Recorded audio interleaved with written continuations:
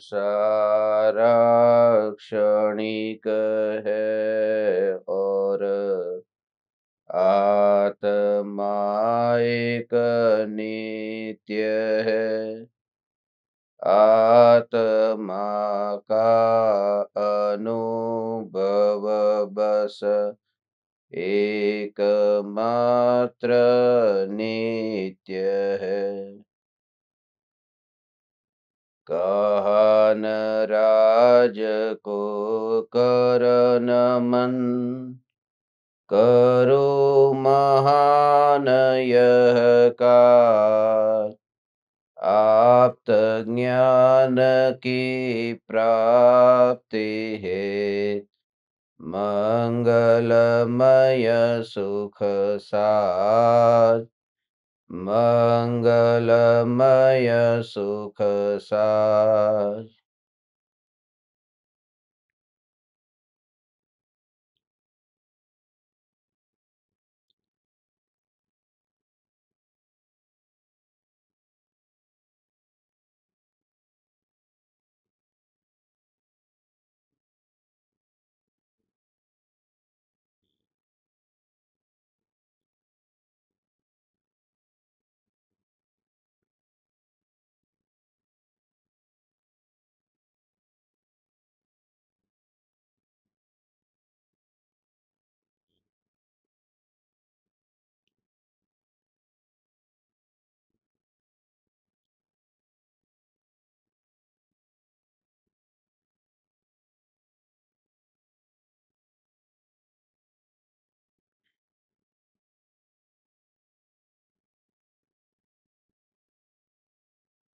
चैतन्य स्वभावी भगवान आत्मा,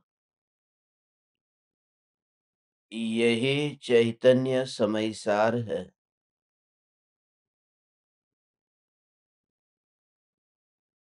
चैतन्य समयसार का निरूपक ग्रंथाधिराज समयसार जिनवाणी माता का हृदय है। और माँ के हृदय को बुद्धि का उपयोग करके समझा नहीं जा सकता। इसलिए समय सार को समझना ये कोई बुद्धि की खुजलाहट नहीं है।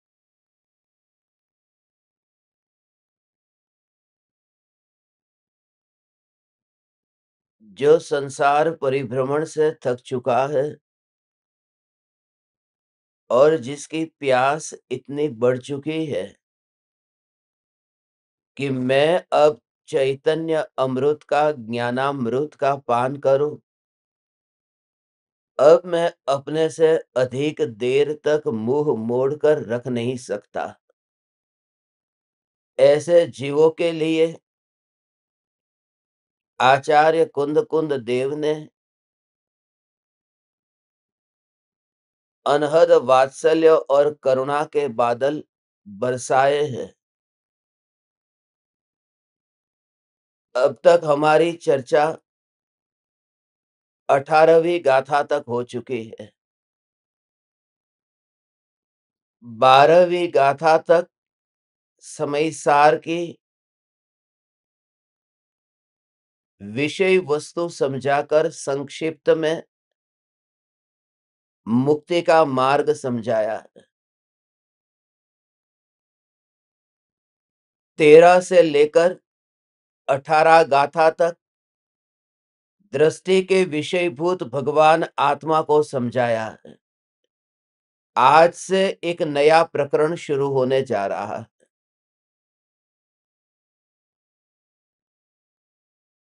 ये जो शुरुआत के अधिकारों की गाथाएं हैं, 1 से 12,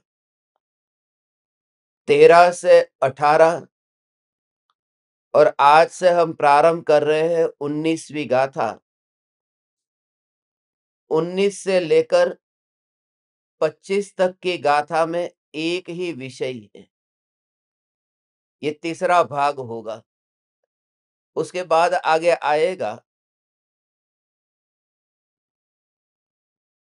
26 से लेकर 33वीं गाथा तक अलग प्रकरण शुरू होगा। उसके बाद में 34वीं गाथा से आगे का वर्णन करेंगे। अभी ये 19वीं गाथा जो है, कल 17वीं और 18वीं गाथा ये जो जोड़े के रूप में थी कि भगवान आत्मा को जानने का उपाय क्या है, कैसे ये भगवान आत्मा ये जानने में आए, तो कहा था कि आत्मा का सेवन करो। तो सेवन करने के लिए क्या करना, राजा का दृष्टांत लेकर बताया कि राजा को पहले जानना, फिर राजा को मानना और राजा की सेवा करना, उनका अनुचरण करना, यही सेवा है।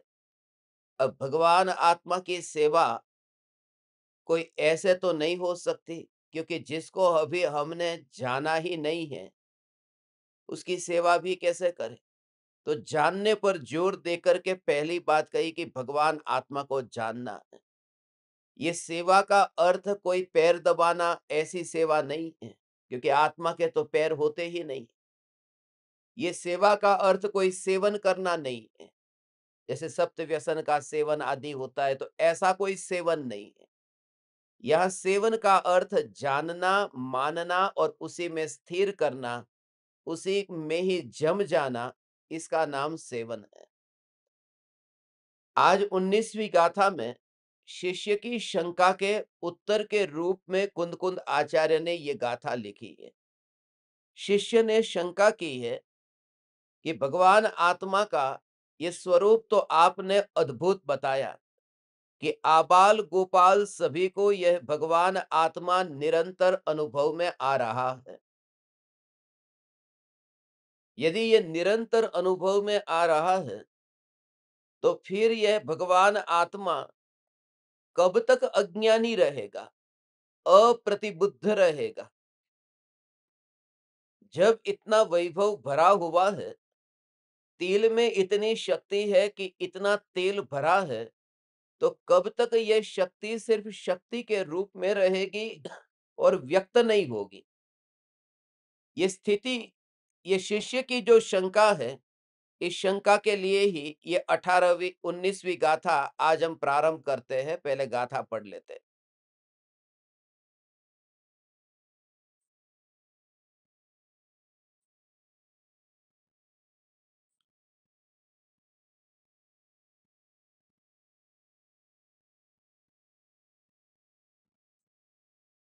कम्मेणोकमम्मिय अहमिति अह कं च कम्मणो कम्मम् जाए सा खलु बुद्धि अपडिबुद्धो हवदिताव।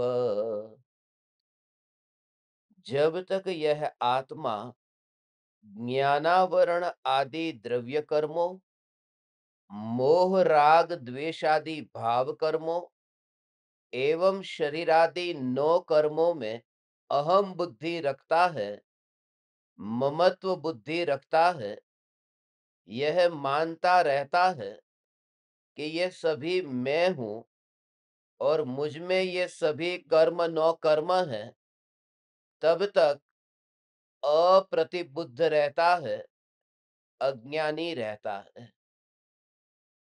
ये गाथा का मूल अर्थ है। यहाँ कर्म का स्वरूप बताया है, 3 प्रकार के कर्म बताए हैं।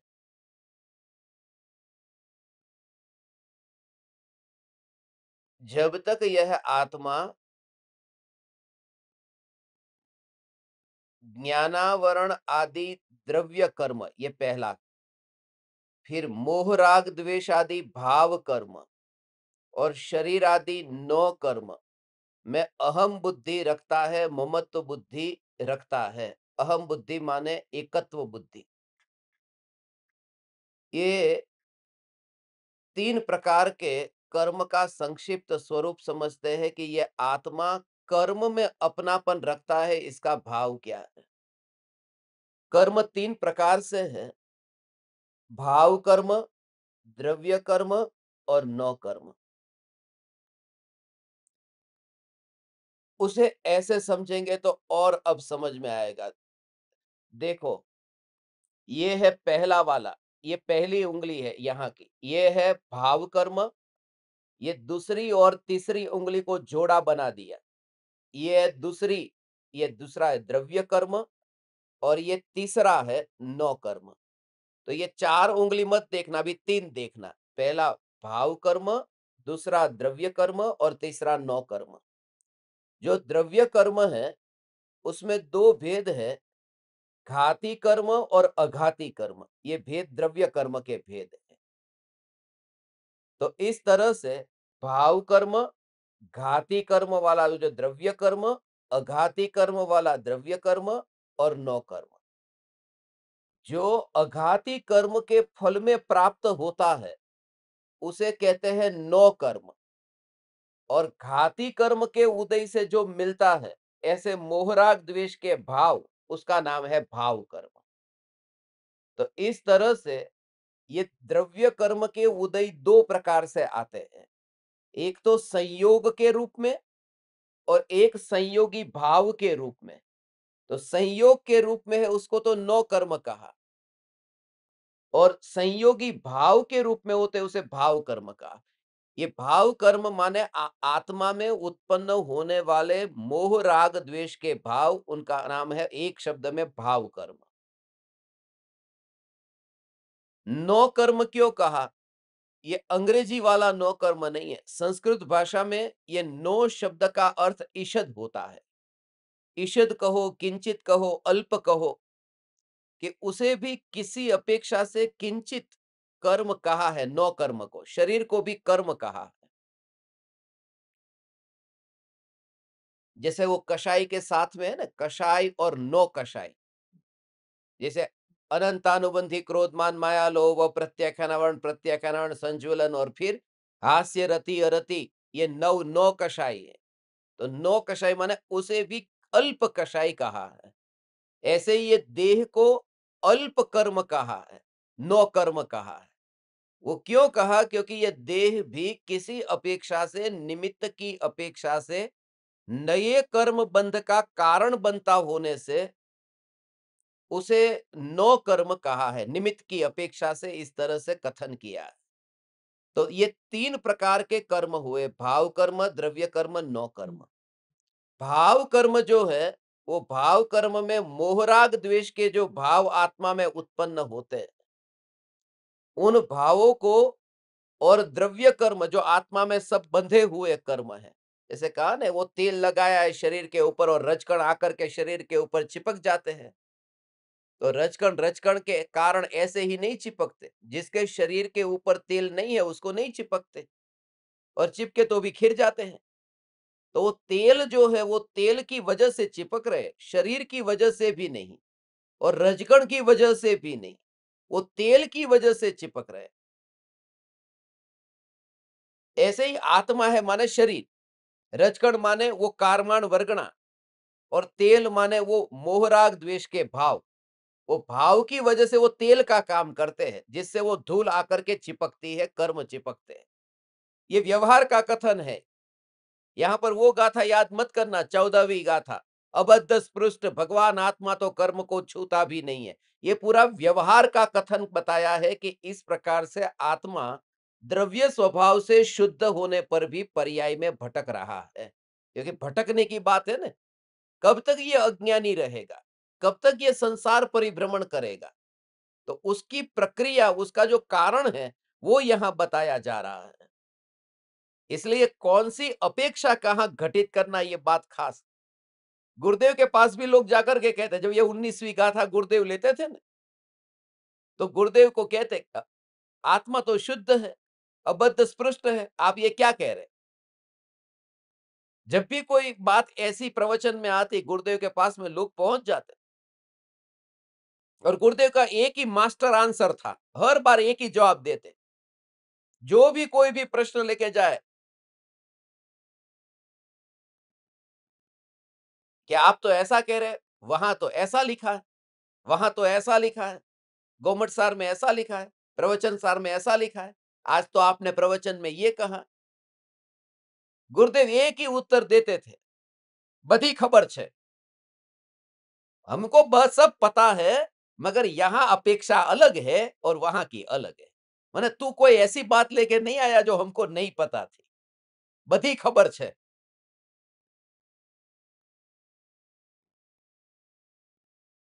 तो इसको अपेक्षा के साथ में समझना कि यह आत्मा द्रव्य कर्म और भाव कर्म, जो द्रव्य कर्म आत्मा के साथ में चिपके हैं, बंधे हैं, वो भाव कर्म का निमित्त पाकर के बंधे हैं। और 8 प्रकार के कर्म आत्मा के साथ में अनादि काल से बंधे हुए हैं। उसमें जो अघाती कर्म उदय में आता है, तो उदय में आते ही फिर उसका फल मिलता है। तो वेदनी आयु नाम गोत्र, उससे अनुकूल प्रतिकूल संयोग मिलते हैं, देह और देह के संयोग मिलते हैं। ये जो तीनों प्रकार के कर्म में अज्ञानी मानता है कि ये मैं हूं, ये मेरे है, मैं मोही हूं, मैं रागी हूं, मैं द्वेषी हूं, मैं कर्मों से बंधा हुआ हूं।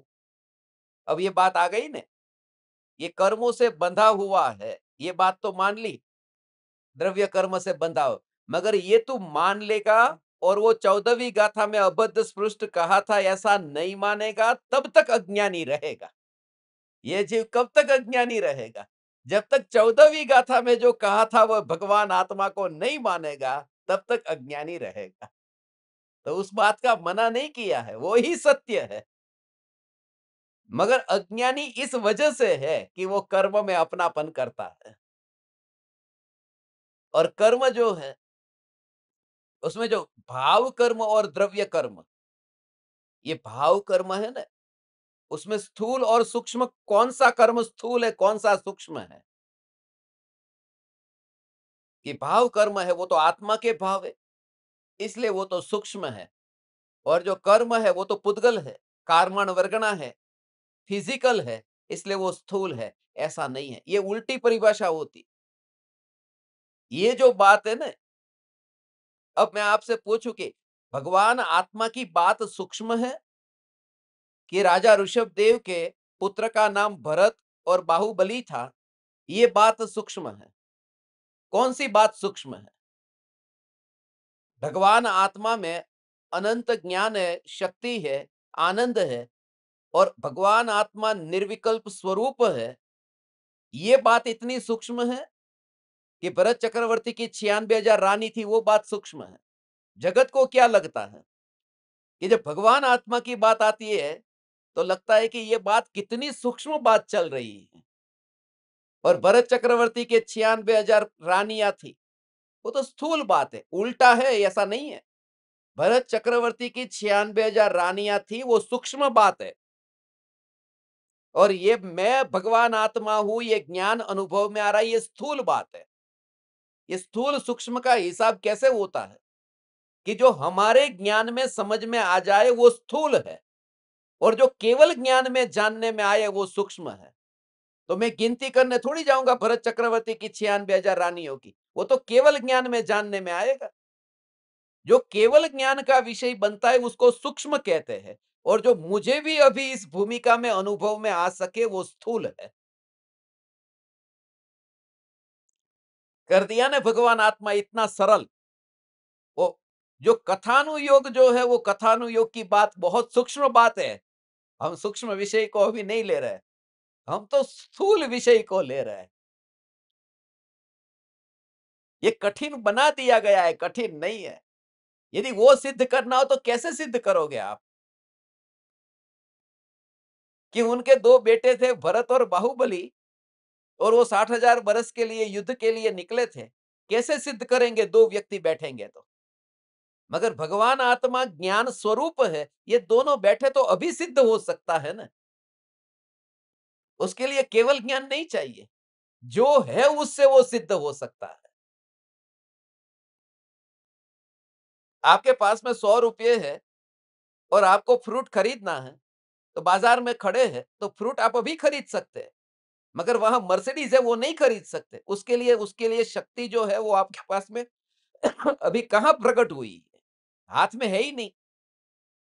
तो जो हाथ में है उसका उपयोग किया जा सकता है। इसलिए ये कि हमारा जो ये छद्मस्त का ज्ञान है, ये मति श्रुत ज्ञान से जो जानने में आ जाए, उसको स्थूल कहते हैं, और जो केवल ज्ञान में जानने में आएगा उसको सूक्ष्म कहते हैं। तो ये जो क्रोध आता है ये हमको पता चल जाता है,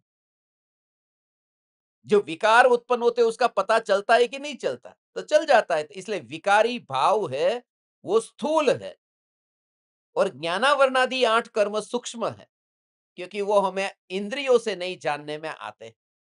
वो केवल ज्ञान के विषय बनते हैं कि आत्मा में मोहनी कर्म कहाँ बंधा, कैसा बंधा, कौन से रंग का है। रंग तो होगा ही, होता ही है, क्योंकि वो पुद्गल है, और पुद्गल में स्पर्श रस गंध वर्ण होता है।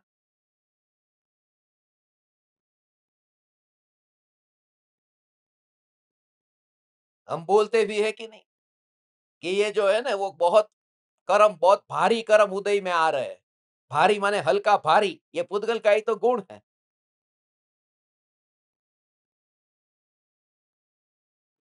ऐसे कड़वे काम करोगे तो ऐसा ही होगा, मीठे काम करो।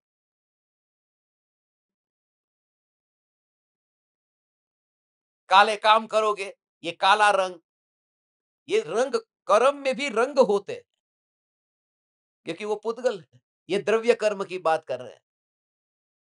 तो इस तरह से ये आत्मा में भाव कर्म, द्रव्य कर्म और नौ कर्म में जब तक ये जीव अपनापन करता है कि ये मैं हूं, उस अपनापन की वजह से मेरा है, ये ममत्व की वजह से वह अज्ञानी रहता है। क्योंकि जो भी ज्ञान में जानने में आया, उसको तात्कालिक ऐसा मान लिया कि यही मैं हूं, यही मेरा है। तो जिस समय द्रव्यलिंगी मुनि व्रत धारण कर लिया और वो व्रत का पालन कर रहा था, ऐसा ही बाहर से पालन कर रहा था। जैसे भावलिंगी मुनि का बाहर का क्रियाओं का आचरण होता है, ऐसा ही द्रव्यलिंगी का होता है, थोड़ा भी फर्क नहीं होता। द्रव्यलिंगी कह करके ऐसा पापी पापी पापी मत करना। द्रव्यलिंगी सिर्फ मिथ्या दृष्टि नहीं होते, चौथे गुणस्थान वर्ती भी द्रव्यलिंगी होते हैं, पांचवें गुणस्थान वर्ती भी द्रव्यलिंगी होते हैं, और छठे सातवें गुणस्थान वर्ती भी द्रव्यलिंगी होते हैं, और आठवें से लेके 12वें गुणस्थान वर्ती द्रव्यलिंगी होते हैं। द्रव्य लिंग का अर्थ है कि बाहर में वो नग्नता सहित जो है रूप, तो वो 12वें गुणस्थान तक होगा कि नहीं, क्योंकि 12वें गुणस्थान तक मुनि है। मगर वो द्रव्यलिंग शब्द सुनकर के ही इतनी एलर्जी हो गई। तो शास्त्र में जितनी भी द्रव्यलिंगी की जो निंदा की गई हो, वो मिथ्या दृष्टि द्रव्यलिंगी की बात है, सम्यक दृष्टि द्रव्यलिंगी की नहीं। द्रव्यलिंगी बाहर में व्रतादि का पालन करते हैं, तो वो बाहर का द्रव्यलिंग और भावलिंग दोनों होता है। भावलिंगी अकेले भावलिंगी नहीं है, भावलिंगी के साथ में द्रव्यलिंग होता ही होता है। मगर द्रव्यलिंग हो तो जरूरी नहीं है कि भावलिंग होगा। अब चौथे गुण स्थान वर्ती द्रव्यलिंगी होते हैं कि बाहर से बिल्कुल ठीक तरह से पालन किया, चौथे गुण स्थान में।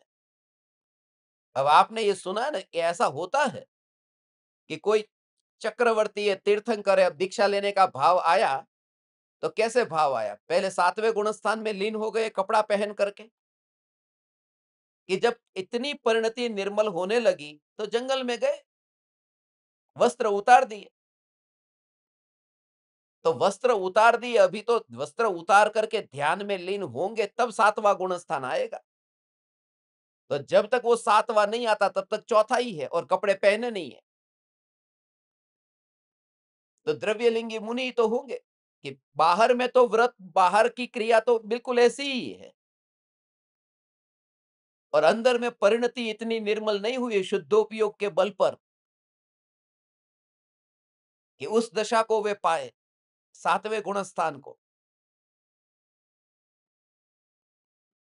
तो शुद्धोपयोग से वहां परिणति निर्मल होते ही चौथे गुणस्थान से फिर सातवें में जाते हैं, पांचवें से सातवें में जाते हैं, छठे में नहीं जाते। छठा गुणस्थान शुभ भाव का गुणस्थान है। कोई जीव एक से लेकर के पांच गुणस्थान, एक से छठे में, दो से छठे में, तीन से छठे में, चार से पांच से, ऐसे एक से पांच गुणस्थान से छठे में नहीं जा सकता। छठे में वही आता है जो सातवें से नीचे गिरा है,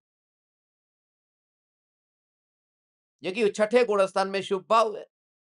और शुभ भाव के गुणस्थान में कोई जीव ऊपर चढ़ेगा, वो तो शुद्ध भाव से ऊपर चढ़ता है, तो वो शुभ भाव के गुणस्थान में कैसे जाएगा? इसलिए सीधी छलांग लगती है वहां सातवें में।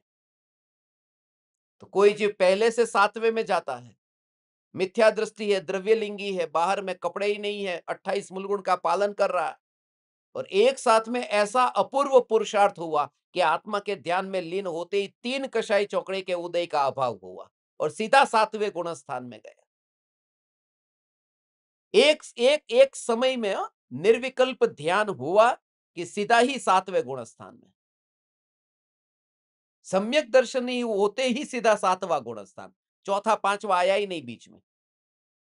एक समय में, जैसे वो 7 राजू पार करते हैं ना, एक समय में 7 गुणस्थान की यात्रा पार कर ली, आधा मोक्ष मार्ग एक समय में आ गया।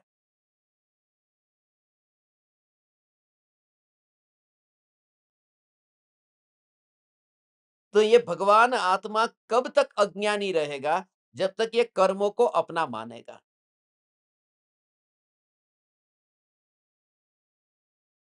मुझे पाप का उदय चल रहा है, पुण्य का उदय चल रहा है, पाप और पुण्य के उदय से जो कुछ भी संयोग प्राप्त हुए हैं, उन संयोगों को अपना मानना। और सम्यक दृष्टि उन्हें अपना नहीं मानते, क्योंकि दर्पण में झलकते हुए पदार्थों को और दर्पण की स्पर्शना को वे अच्छी तरह से जानते हैं, समझते हैं। इसलिए ज्ञान में जो भी ज्ञेय झलकते हैं, उन्हें ज्ञान की ही अनुभूति होने से उसमें रंच मात्र भी अपनापन नहीं होता। अपना नहीं मानता, मैं नहीं मानता, इसलिए वो आया ऐसा। वो आना तो चाहिए न, वह आना तो चाहिए न, वह आना तो चाहिए न, आना तो चाहिए न, ऐसा हो, आना तो चाहिए न। कहाँ आना चाहिए? यहाँ सामने 1 करोड़ रुपए पड़े और यहाँ पर दर्पण है। दर्पण में 1 करोड़ का प्रतिबिंब पड़ा। अब जो व्यक्ति दर्पण को छू रहा है, वो छूते समय उसे जो स्पर्शना हो रही है, और कोई पूछे कि तू 1 करोड़ को छू रहा है कि नहीं छू रहा है, 1 करोड़ को अपना मान रहा है कि नहीं मान रहा है? वो 1 करोड़ को अपना मानने के लिए उसे ये मानना जरूरी है कि 1 करोड़ आए हैं। वो तो यही अनुभव करता है कि दर्पण ही है और दर्पण ही अनुभव में आ रहा है। जो है वही अनुभव में आ रहा है, जो है वही अनुभव में आ रहा है। तो फिर जो आया ही नहीं है, उसमें अपनापन मैं करूँ कैसे? ऐसे ही ज्ञानी 24 घंटे आत्मा में रहता है, वो पर को अपना मानता नहीं है।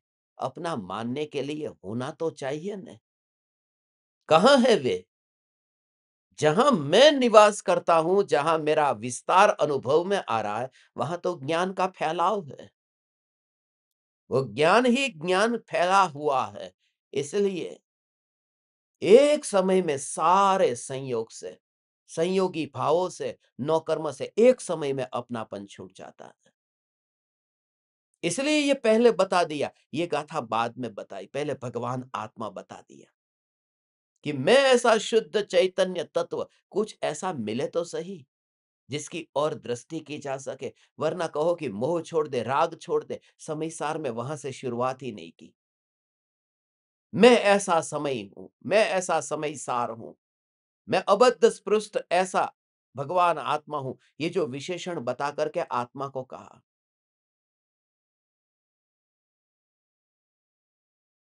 हम ये खुद देखते, कहीं बाहर जाना है हमें, मेरे पास में एक जोड़ी कपड़े है, एक जोड़ी कपड़े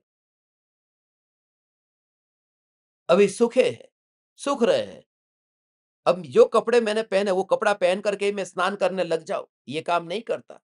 इस कपड़े को गीला तब करता हूँ जब बाहर के जो कपड़े हैं उस कपड़े को मैं एक बार देख लूँ कि सूख गए हैं ना, तैयार है ना, कुछ पहनने के लिए है ना, तो इसको मैं गीला करूँ। कहीं ऐसा ना हो जाए, कुछ हो तो सही मेरे पास में जिसको मैं ओढ़ सकूँ, तो फिर मैं इसको भीना करूँ, गीला करूँ। तो पहले ही बता दिया कि ज्ञानी को ये पता था, जब इसको कहेंगे कि तू मोह राग द्वेष छोड़ दे, तो वो पहले ही पूछेगा तो फिर मैं किसको अपना मानूँ? इसलिए पहले से ही उसको एक नया कपड़ा दे दिया, उसी का नाम वो अबद्ध स्पृष्ट वाला कपड़ा है, कि वो रेडी है, तू इसे उतार देगा तो भी चिंता मत कर, एक नया कपड़ा है तेरे लिए। वो भगवान आत्मा में अपनापन तब होगा और इसका अपनापन तब छूटेगा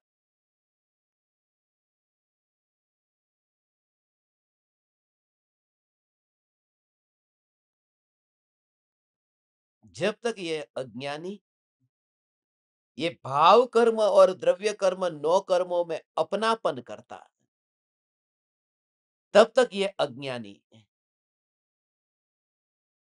ये गाथा सरल गाथाओं में से एक है, इसमें कठिन कुछ नहीं है, मगर कठिन कुछ नहीं, रहस्य बहुत छुपे हुए हैं इस गाथा में।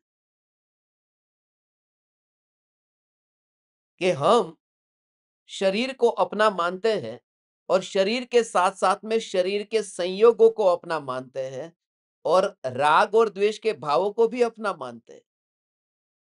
जैसे कोई व्यक्ति परछा को अपना मानता हो, ये मेरी परछा है। ऐसे ही हमने माना है कि ये जो राग द्वेष के भाव है, वो मेरे भाव है।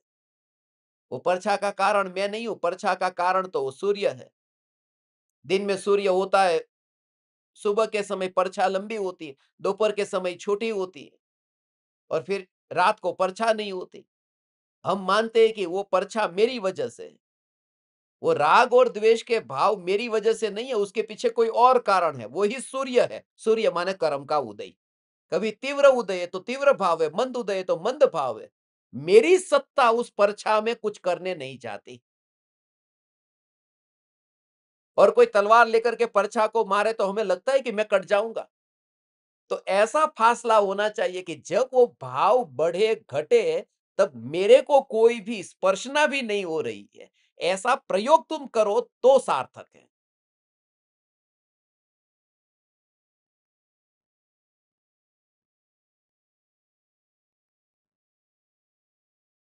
ये बाहर के जितने भी संयोग, देह के सब संयोग इसमें आ गए। मैं पुरुष हूं, मैं स्त्री हूं, मैं काला हूं, मैं गोरा हूं, मैं सुंदर हूं, मैं कुरूप हूं, ये सब इसमें आ गया, ये 9 कर्म में। तो दर्पण के सामने खड़े होकर के जब देखेंगे तो ये जागृति, ये जो प्रतिबिंबित हो रहा है, एक प्रतिबिंब तो दर्पण में पड़ रहा है और एक प्रतिबिंब यहाँ ज्ञान में पड़ा है।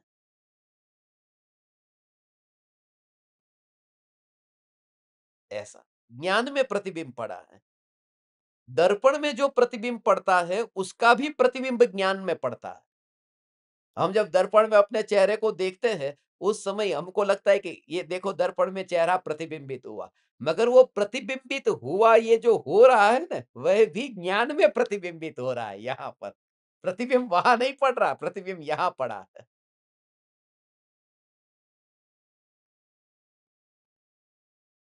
ये अरूपी प्रतिबिंब है जो सामने, और जो यहाँ रह करके ज्ञान की स्पर्शना करते और वो ढूंढे अंदर, तो ना दर्पण दिखता है, ना चेहरा दिखता है। ये ज्ञान ही ज्ञान अनुभव में आता है।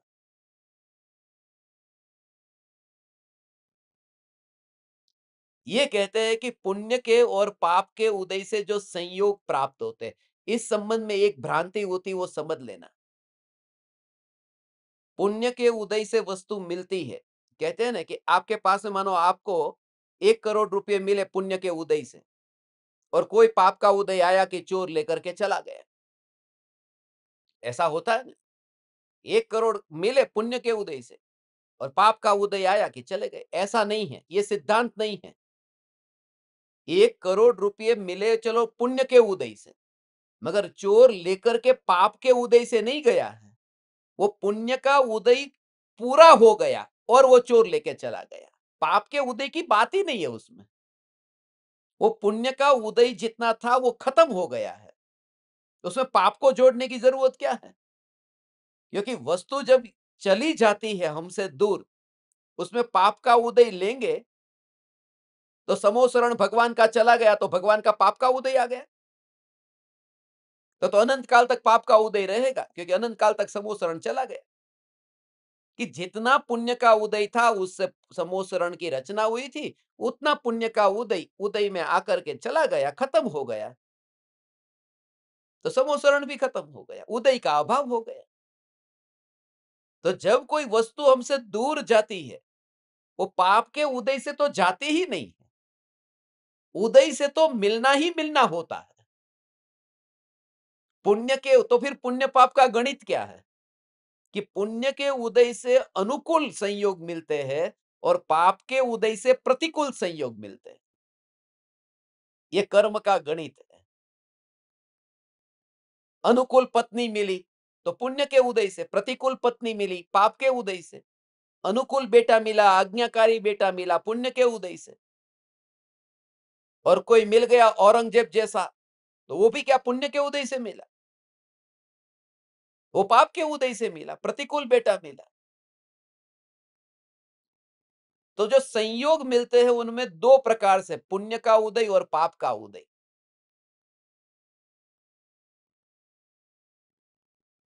और वो भी उसमें हमारे भाव के अनुसार है। कोई वस्तु है वो पुण्य के उदय से आती है, बस पुण्य के उदय से आई, उतना पुण्य था फिर वो रही। फिर पुण्य का उदय हो और पुण्य के उदय से ही वो वस्तु चली भी जाए, उस समय भी पुण्य का उदय हो।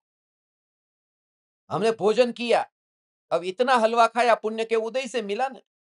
अब वो पेट में ही पड़ा रहे तो, कब्ज हो जाए तो कहेंगे अरे ये क्या हो गया? तो वो जाता है वो भी पुण्य के उदय से। बहू घर में आई थी पुण्य के उदय से, मगर थोड़े दिन में पता चला खतरनाक है, तो जाएगी वो भी पुण्य के उदय से। भाग्य से आई थी वो भाग्य से गई, जो हलवा भाग्य से आया था वो भाग्य से गया। ये कर्म का जो गणित है, उसमें अनुकूल और प्रतिकूल, ये बाहर में जितनी भी अनुकूलता प्रतिकूलता मिलती है, उसमें मेरे ही कर्म का उदय है। बेटा मिला, वो बेटा मेरे कर्म के उदय से मिला है।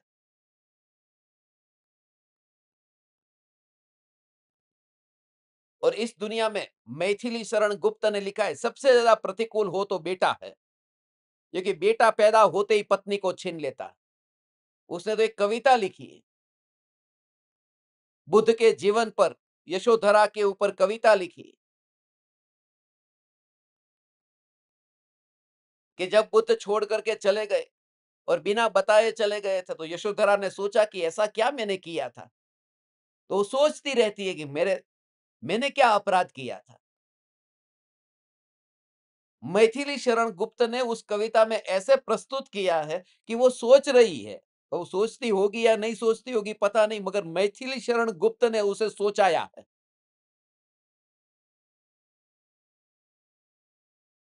कि ये क्या हुआ क्या। कि हाँ, एक बार है उन्होंने पानी मांगा था और मैं बच्चे को दूध पिला रही थी, और मैंने उनसे कहा था रुको, अभी मैं उठ नहीं सकती यहां से।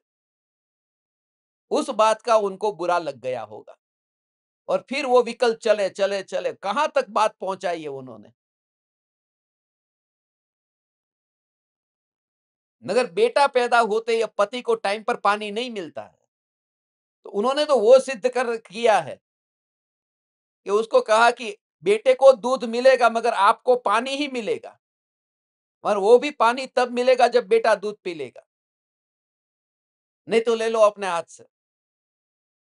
तो बेटा जन्मते ही पत्नी को छीन लेता है, बेटा जवान होते ही मेरी जवानी को छीन लेता है, क्योंकि जब वो जवान होता है तब तक मैं बूढ़ा हो गया होता हूं।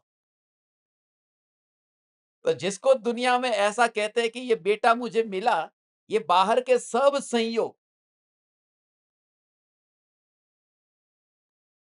हमें हमारे कर्म के उदय से ही मिले हैं, उसमें दूसरा कोई कारण नहीं है। मगर वो कर्म के सिद्धांत को हम समझ नहीं पा रहे। ये सब बंधन है, हमें बेटा अच्छा लगता है, वो हमारा राग है। आप खुद देखेंगे साधना में ये बेटा मिला, बाप मिला, भाई मिला, बहन मिली, ये कोई उपकारी कितने, अनुपकारी कितने हैं। छोटा बच्चा है, अब उसके कारण घर में रहना पड़ता है। बूढ़े माँ-बाप है, उनके कारण घर में रहना पड़ता है। आपकी साधना में खुद आप देखो न, कहते हैं पुण्य के उदय से मिले हैं, मगर मोक्ष मार्ग की यात्रा में यदि ऐसा होगा तो जवानी जाएगी माँ-बाप को, फिर बच्चे को, फिर पत्नी को, दूसरे को ध्यान रखने रखने में ही जिंदगी हमारी पूरी हो जाती है और मौत सामने आ जाती है। मैं ये नहीं कहता आपको सेवा करनी या नहीं करनी, ये कह रहा हूं कि जिन संयोगों को अपना मान करके बैठे हैं, उन्होंने कहाँ उपकार किया है हमारे ऊपर।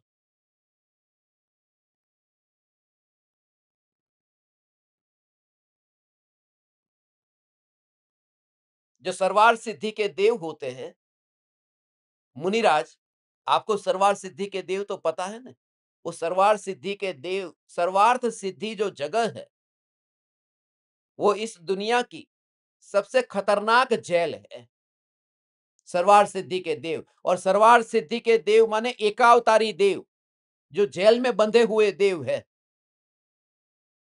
वो अच्छी दशा नहीं है, वो खतरनाक जेल है। और उस जेल में जिन बड़े कैदियों को कैद करके रखा जाता हो ना, गांधी जी को जिसकी जेल में कैद करके रखते थे, वो जेल बहुत खतरनाक जेल मानी जाती थी कि इतने बड़े व्यक्ति को भी इस जेल में रखा।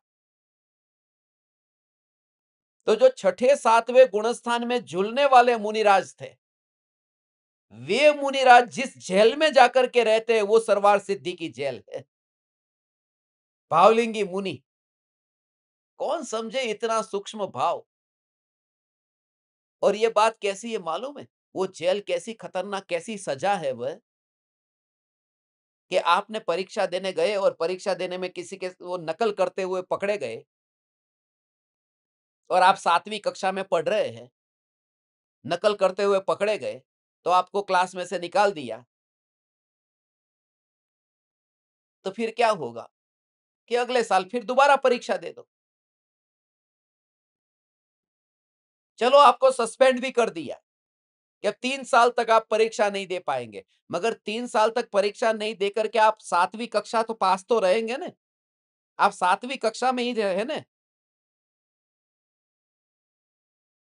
ऐसी तो कोई दुनिया की स्कूल नहीं है ना कि परीक्षा में नकल करते पाए जाए तो 7वीं कक्षा से फिर आप चौथी कक्षा में चले जाएंगे।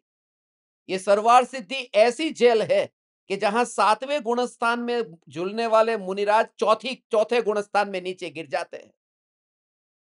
ये सजा, ऐसी सजा है सर्वार सिद्धि की सजा। और उस सर्वार सिद्धि को जब इतना वो जेल के रूप में मानते हैं मुनिराज, तो वहां जन्म लेते रहे।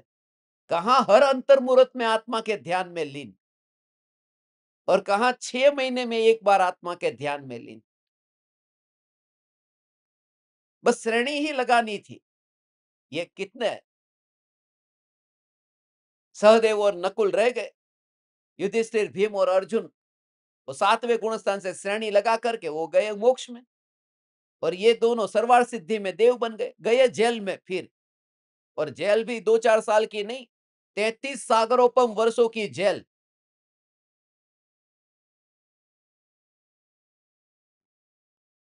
और वो सर्वार सिद्धि पुण्य के उदय से प्राप्त देव गति है। मगर जो ऐसा सर्वार सिद्धि भी बंधन है, ये भी जेल है, इसमें भी सुख नहीं है।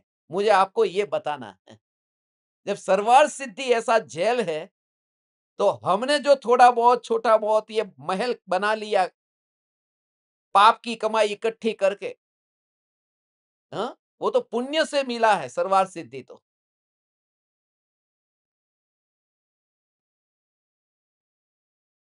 उसमें हम संतुष्ट होकर के बैठे कि देखो कितना महाभाग्य है हमारा। सम्यक दृष्टि बाहर के अनुकूल संयोगों में अपने को धन्य सपने में भी नहीं मानता है। और बोलना बिल्कुल अलग बात है, उनकी श्रद्धा में रंच मात्र भी वो विचलितता नहीं आती है। ये उदय के परिणाम हैं। उदय के परिणामों में कैसे माने? ऐसा 33 सागरों पर वर्षों तक वहां पर जेल में ही जेल में रहे। ये बात पक्की है कि अगले भव में मोक्ष में ही जाएंगे, ये भी निश्चित है। और वो भोगते नहीं है, वो भी सम्यक दृष्टि है, जानते हैं। मैं तो आपको वो कर्म का सिद्धांत चल रहा है, इसलिए उदय के परिणामों का स्वरूप बता रहा हूं कि किस प्रकार के उदय होते हैं।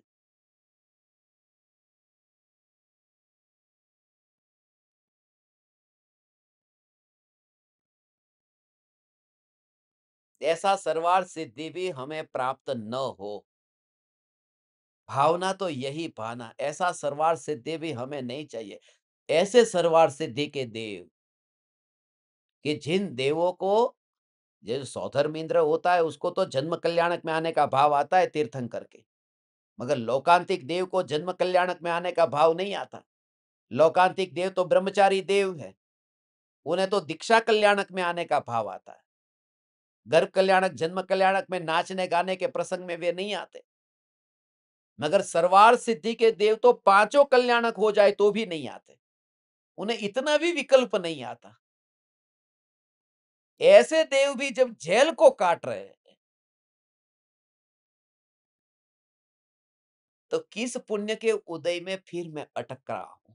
इसलिए उदय के परिणामों को, ये जो कुछ भी बाहर में प्राप्त हुआ है, मैं उसको तोड़ने के लिए नहीं कहता। आपने बहुत अच्छा सा घर बनाया है, मैं ये नहीं कहता उसको तोड़ दो और जमीन दोस्त कर दो। मैं ये कहता हूं भले जितना भी आपने अब तक किया, मिला, जो मिला, अब उसका उपयोग तुम ऐसे कर लो, सदुपयोग उस प्रकार से कर लो, जिस सोफा को तुमने पाया उस सोफा पर बैठ करके भेद ज्ञान करके तुम्हारी परिणति इतनी निर्मल कर लो कि तुम मुनि हो जाओ। तुम जिस बेड पे सोते हो उसमें रात्रि में स्वप्न भी तुम्हारे ऐसे ही आए कि जैसे देह के पड़ोस में, ये देह ही पूरा पड़ोस में हो और तुम्हारी दशा अलग हो। बुद्धि को तुम पड़ोस में देखो और बुद्धि को न छूता हुआ तुम अपने को रात को भी नींद में भी इस रूप अनुभव करो। तुम जो पानी पी रहे हो, तुम जो शरबत पी रहे हो, जो जूस पी रहे हो, उसे पीते समय भी ऐसे ही देखो जैसे गंगा बह रही है और मैं अपने महल में से बाहर नहीं निकला हूं, वहां तक नहीं जाता हूं जहां गंगा बहती है। रोटी का कण तुम लो, चावल का दाना तुम लो, तो ऐसे ही कि भगवान की पूजा में एक थाली में से दूसरी थाली में चावल जाते हैं, मगर भगवान के पेट में एक दाना नहीं गया। मैं त्रिकाली भगवान, ये दाना मेरे पेट में नहीं गया। ऐसा विचार करो। भूखा रहने की बात नहीं है, जमीन पर सोने की बात नहीं है, रास्ते पर निकल जाने की बात नहीं है। जो कुछ भी मिला है उसमें अंतर में ऐसा चिंतन करके वो दशा तक पहुंचो, फिर सब छूट जाएगा।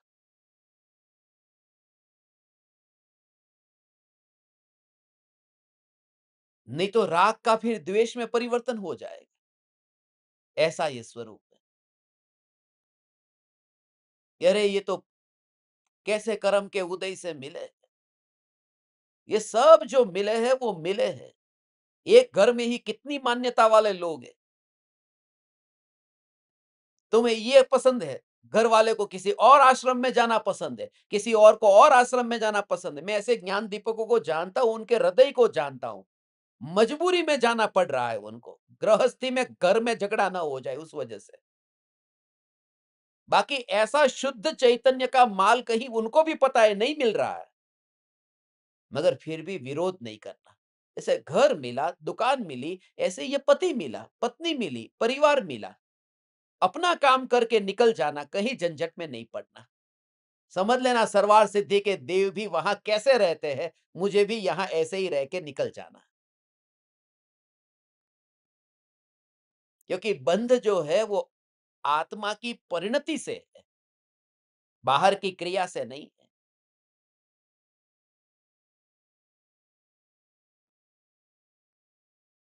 कल रात को हमने चर्चा की थी ना, ये कर्म के प्रकरण में कर्म का जो बंध होता है, ये कर्म का बंध उदय, उदीर्णा, उत्कर्षण, अपकर्षण, संक्रमण, निधत्ति, निकाचित, ये जो कर्म की अवस्था है, उनमें जो रोल किसका मुख्य है, वो परिणति पर जोर दिया था, भाव पर नहीं, उपयोग पर नहीं। सम्यक दृष्टि उसमें अपनापन नहीं करता है, इसलिए घर में रहते हुए भी इंद्रिय विषयों के भोगों के काल में भी उन्हें प्रति समय असंख्यात गुनी कर्म की निर्जरा होती है। 41 प्रकृतियों का तो आश्रव बंध सम्यक दर्शन प्रकट होते ही रुक गया है, और वो भोगों के काल में भी नहीं बनती 41 प्रकृति। सम्यक दृष्टि को वो 41 प्रकृतियों की डिटेल बताने का समय नहीं है अपने पास में, मगर सम्यक दर्शन प्रकट होते ही जहां पर जोर है कि उनको वितराग परिणति के कारण उनको बंद नहीं हो रहा, नहीं कि उनकी क्रिया क्रिया से कोई बंद नहीं होता, क्रिया से 0% बंद होता है, 0%।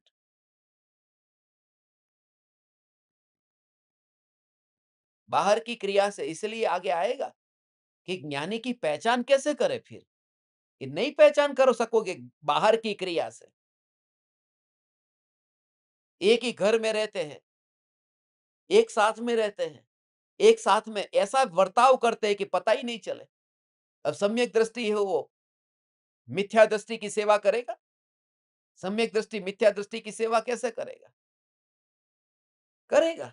हाथ दबाएगा, पैर दबाएगा, सिर दबाएगा, सम्यक दृष्टि होकर के उनकी सेवा करेगा। बाप मिथ्या दृष्टि है, बेटा सम्यक दृष्टि है।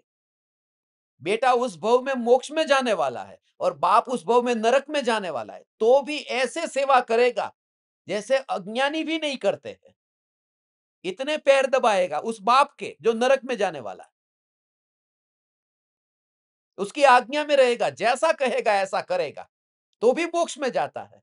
इंद्रजीत गया ना मोक्ष में, इंद्रजीत गए, कुंभकर्ण गए। अब इंद्रजीत रावण का पुत्र, रावण गए नरक में और रावण के पुत्र गए वहां मोक्ष में। तो रावण ने कहा ना युद्ध करने के लिए, तो आज्ञा मानी ने, उनके साथ में उनका साथ दिया ना, सब किया, फिर भी वो मोक्ष में गए हैं। क्योंकि बाहर की क्रिया जो है वो क्रिया से कोई नरक नहीं है, कोई स्वर्ग नहीं है, कोई मोक्ष नहीं है। उनके अंतर में उस समय बाप की आज्ञा मान करके भी जो भेद ज्ञान होता था, वो भेद ज्ञान से ऐसा अंतर में परिणति निर्मल हुई कि वो परिणति की निर्मलता से मुनि होकर मोक्ष में गए।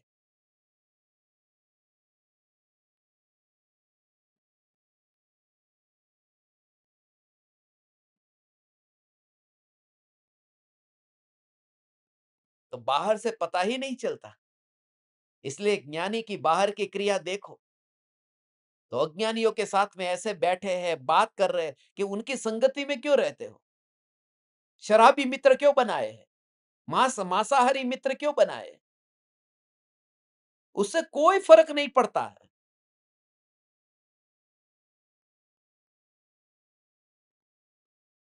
किससे फर्क नहीं पड़ता? कर्मों के बंध में, कर्म की निर्जरा में कोई फर्क नहीं पड़ता। मगर निमित्त की अपेक्षा से उस प्रकार से जीव को बोध इस प्रकार का दिया जाता है। सावधान। सिद्धांत तो यही है कि कोई किसी को नीचे गिरा नहीं सकता, कोई किसी को बचा नहीं सकता। मगर फिर भी हम बोलेंगे ना, कोई कुएं के पास में होगा तो, अरे भाई देख करके चलना वहां कुआं है। ये भाषा ऐसी है, बाकी तो उदय से ही गिरेगा। गिरना होगा, नहीं गिरना होगा, जो भी होगा। तो इस तरह से ये उपदेश ऐसा ही दिया है कि सदनिमित्तों में रहना, जहां चैतन्य की चर्चा न होती हो, ऐसे शाकाहारियों के साथ भी मत रहना, और चैतन्य की चर्चा होती है तो मांसाहारियों के साथ में भी रह लेना। ऐसा कोई जीव मिल जाए तो मांसाहारी की संगति में रह लेना, झटका लगेगा ना। जिस समय शेर ने हिरण का मांस खाया था, उस समय आसपास में कोई गांव नहीं थे, कोई नगर नहीं थे, कोई मनुष्य रहते ही नहीं थे, और वे चारण रिद्धिधारी मुनिराज किसी मनुष्य के पास में नहीं गए। कोई तो होगा जो पुजारी बन के बैठा होगा, भगवान के दर्शन का नियम लेके माला का जाप करता होगा, उसके पास में नहीं गए और वो शेर के पास में गए। क्योंकि सुपात्र मांसाहारी मिले तो भी उसकी संगति में रहकर उसे बोध देना, और कुपात्र सदाचारी मिले तो भी उनके पास में नहीं रहना। बात चैतन्य की है कि वो चैतन्य की पुकार सुनने को तैयार है ना। और कहानी तो ऐसी बन गई कि उसको कहा कि तू 10वें भव में तीर्थंकर होने वाला है। उसको पता है तीर्थंकर क्या है?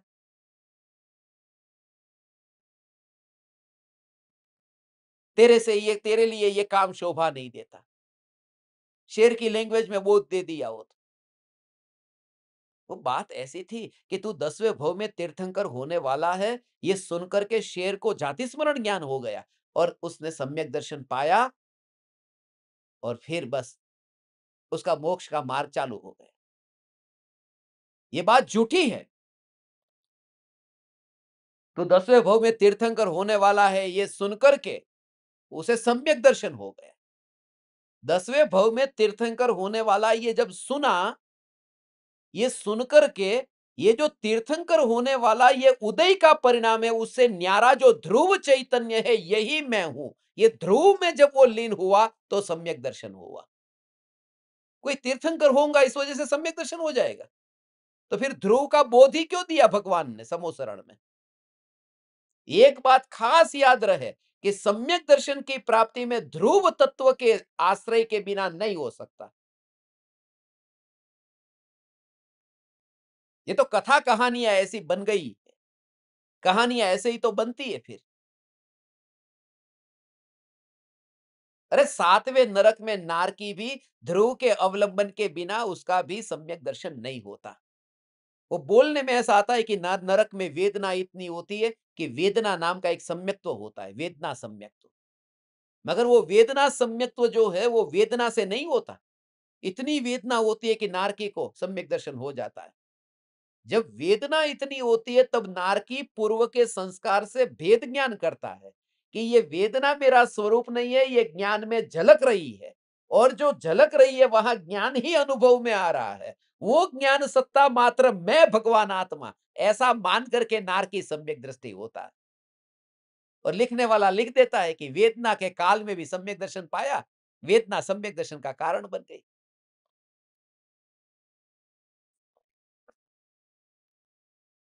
क्रिया से सम्यक दर्शन नहीं है, क्रिया से मिथ्या दर्शन नहीं है। अंतर में क्या श्रद्धा में माना है, वो श्रद्धा से। इसलिए हाथ में कुरान पकड़ लिया, बाइबल पकड़ लिया और मान लिया कि बस ये मिथ्या दृष्टि। लोग कहते हैं ना, मैं चर्च में जाता हूं, मस्जिद में जाता हूं, गुरुद्वारा में जाता हूं, तुरंत ही गुरुद्वारा से बाहर निकला, बस मिथ्या दृष्टि।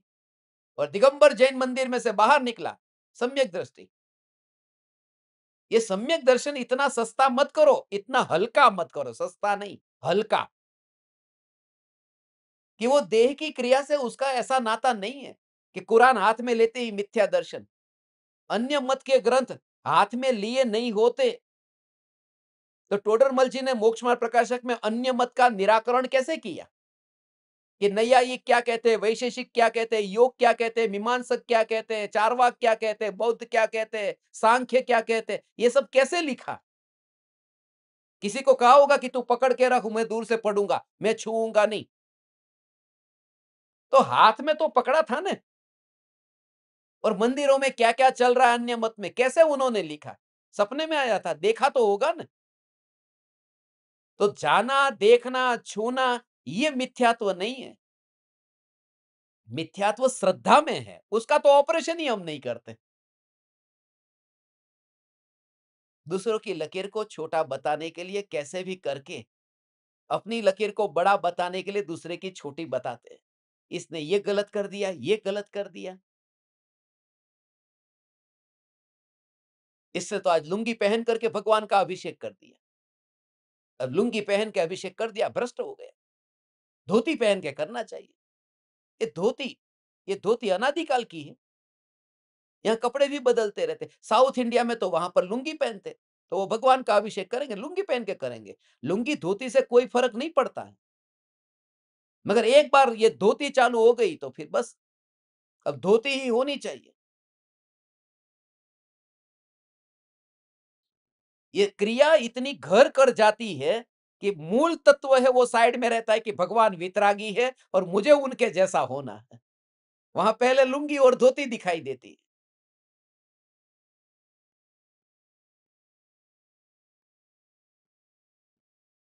देखो,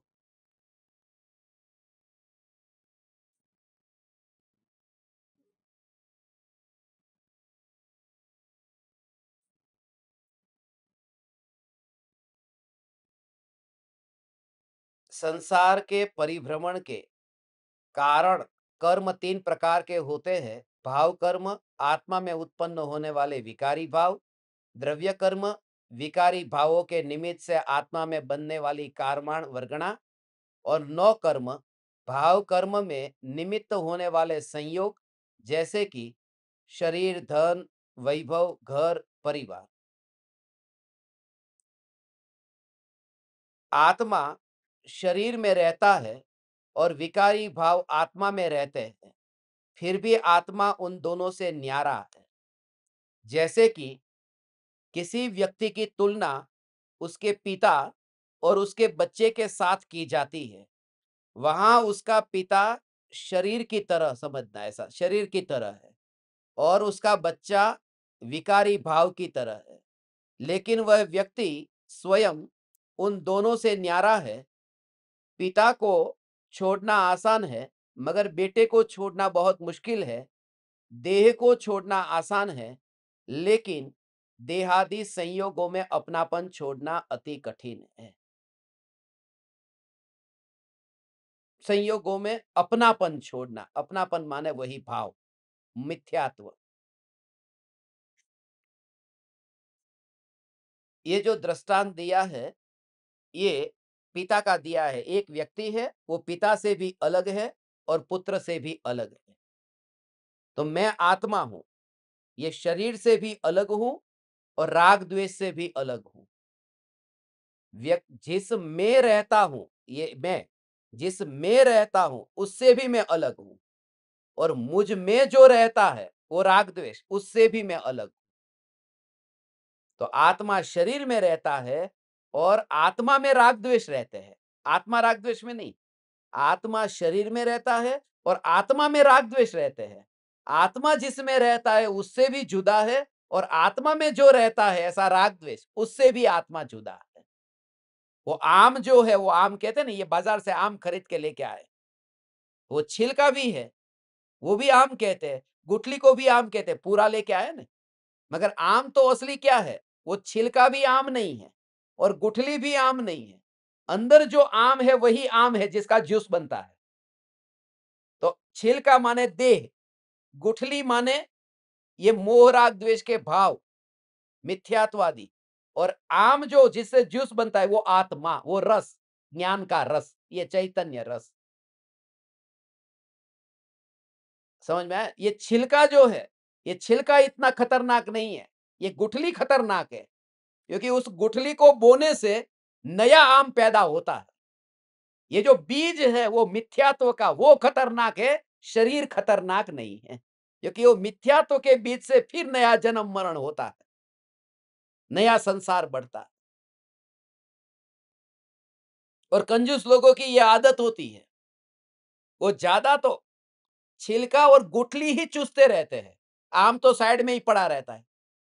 वो तो मेहमान ही आकर के खाते हैं, खुद तो गुठली ही चूसेंगे। ये गुठली चूसने वाले लोग हैं कोई? प्रामाणिकता से हाथ ऊंचा करो, जिसने अपने जिंदगी में एक बार भी गुठली न चूसी हो। न चूसी हो ऐसा कोई है? सबने चूसी है।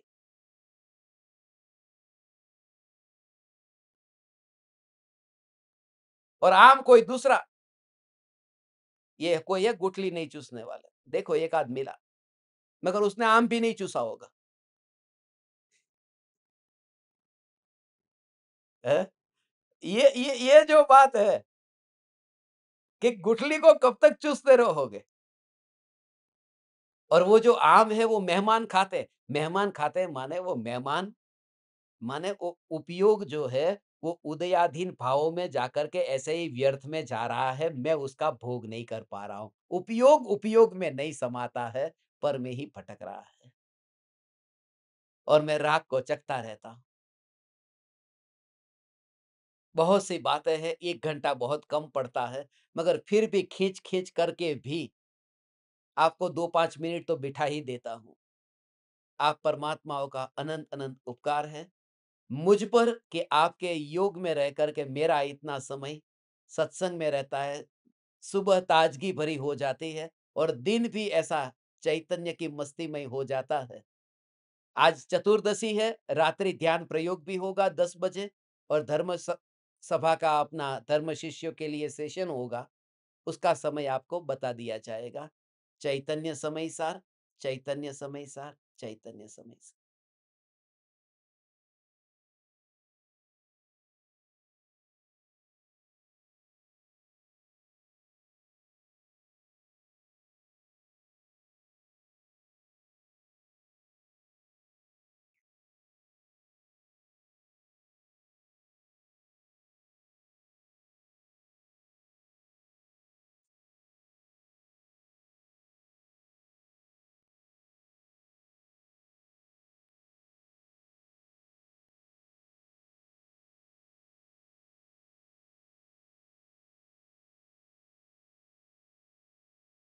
अहो अहो श्री सद्गुरु करुणा सिंधु अपार, इस पामर पर प्रभु किया अहो अहो उपकार, अहो अहो उपकार। देह सहित जिनकी दशा, वरते देहा